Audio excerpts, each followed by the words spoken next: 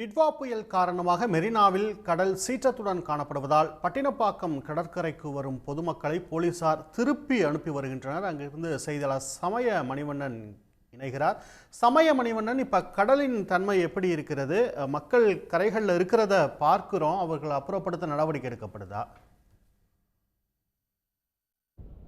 வணக்கம். தென்மேற்கு வங்கக்கடலில் உருவாகியுள்ள டிட்வா புயலானது சென்னைக்கு 180 கிலோமீட்டர் தொலைவில் தற்போது மையம் கொண்டுள்ளது. இந்த டிட்வா புயலானது மணிக்கு 12 கிலோமீட்டர் வேகத்தில் கடந்த 6 மணி நேரமாக நகர்ந்து வருவதாக வானிலை ஆய்வு மையமானது தெரிவித்துள்ளது.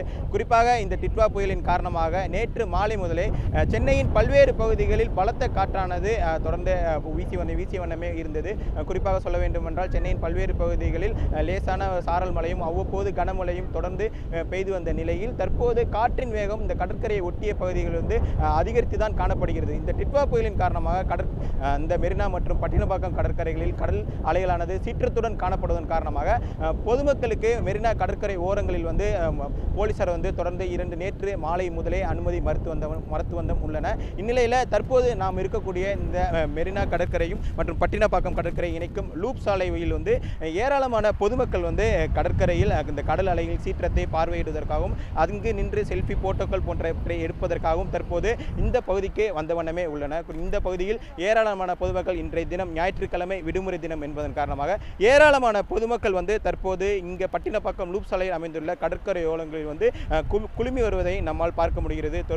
தொடர்ந்து கடல் அலைகள் சீற்றத்துடன் காணப்படுவதன் காரணமாக இங்கு இருக்கக்கூடிய பொதுமக்களை போலீசார் அப்புறப்படுத்தும் பணியிலும் தொடர்ந்து இங்கு வரக்கூடிய பொதுமக்களை இங்கிருந்து திரும்பி செல்லுமாறும் போலீசார் தரப்பிலும் தொடர்ந்து அறிவுறுத்தப்பட்டு வரக்கூடிய சூழ்நிலையும் காட்சிகளையும் நம்மால் பார்க்க முடிகிறது. அது மட்டுமின்றி கடலோர காவல்படையைச் சேர்ந்த வீரர்களும் பொதுமக்கள் கடல் அலைகளில் இறங்காமல் பார்த்துக் கொள்வதற்கும் தொடர்ந்து இங்கு வரக்கூடிய பொதுமக்களை இந்த பகுதியில் கடல் அலைகளில் இறங்க வேண்டாம் என்கிற அறிவுறுத்தலையும் தற்போது கடலோர காவல்படையினர் இங்கு இருக்கக்கூடிய பொதுமக்களுக்கு அறிவுறுத்தி வந்த மனமே உள்ளன. குறிப்பாக கடலோர பாதுகாப்பு படையினர் தற்போது இங்கு இருக்கக்கூடிய பட்டினப்பாக்கம் லூப் சாலையில் கிட்டத்தட்ட 10க்கும் மேற்பட்ட போலீசாரும் கடலோர பாதுகாப்பு படை வீரர்களும் தொடர்ந்து இங்கு இருக்கக்கூடிய போலீசாரும் சேர்ந்து அனைவருமே பொதுமக்கள் இந்த பகுதிக்கு வரக்கூடாது என காற்றின் வேகம் அதிக அளவில் உள்ளது.